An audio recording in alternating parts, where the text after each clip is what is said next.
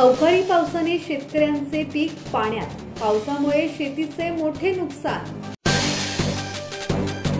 गुहागर तालुक्यात मुसळधार पावसाने शेतीचे नुकसान झाले असून डोळ्यात देखत पिकाची हानी झाल्याने वर्षभराची कमाई पाण्यात गेली आहे।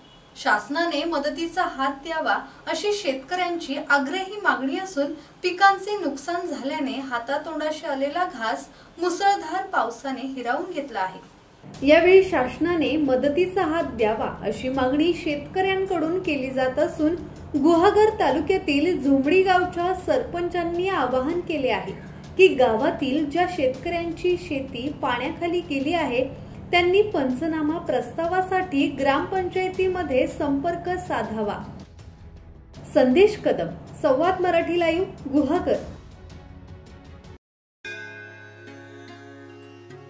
श्री गणपती संस्थान महड, तालुका खालापूर, जिल्हा रायगड।